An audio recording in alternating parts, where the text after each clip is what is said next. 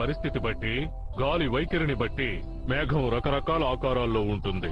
గాలిలో నీరు చల్లబడి నీటి చుక్కలుగా మారుతుంది. నీటి చుక్కలు బరువుగా పెద్దవిగా ఉంటే అవి వర్షంగా కురుస్తాయి. గాలి వీచినప్పుడు ఆ మేఘం విద్యుత్ శక్తిని తాకితే అది ఉరుములు మెరుపులు గల కారు మేఘంగా అవుతుంది. సందేహాలు ఏమన్నా ఉంటే అడగండి. మాస్టర్ గారు, అరే ఇది చాలా వింతగా ఉంది. నోబితా అడుగు.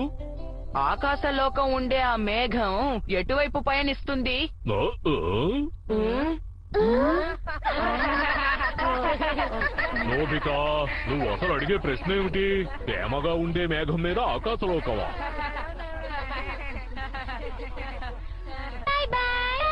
నోబితా, స్వర్గం గురించేనా నువ్వు మాట్లాడావు?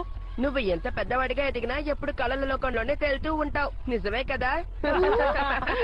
అసలు అలాంటి లోకం లేదని చెప్పడానికి మీరెవరు? ప్రపంచంలో ఉండే మేఘాలన్నింటినీ మీరు పరిశీలించారా ఏంటి? అయితే నీ దగ్గర ఏదైనా రుజువు ఉంటే చూపించు. సరే, ఆకాశ లోకం ఉందని మీకు రుజువు చూపిస్తాను. నేను దానికోసం ఎదురు చూస్తూ ఉంటాను.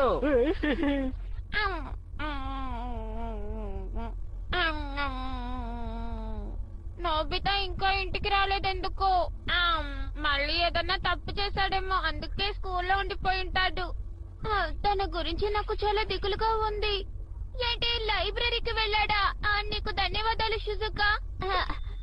ఇదేదో చాలా వింతగా ఉంది. సరేలే, నేను వచ్చేసాను. వచ్చావా? పుస్తకాల కోసం వెళ్ళావా? నువ్వు చేసేది చాలా కొత్తగా ఉంది. ఎవరికన్నా మాటిచ్చావా ఏంటి? అవును, అందుకే జన్నత్ గురించిన ఆధారాల కోసం వెతకడానికి వెళ్ళాను. అనుకోకుండా నాకక్కడ దాని గురించి బోల్డ్ అన్ని పుస్తకాలు దొరికాయి.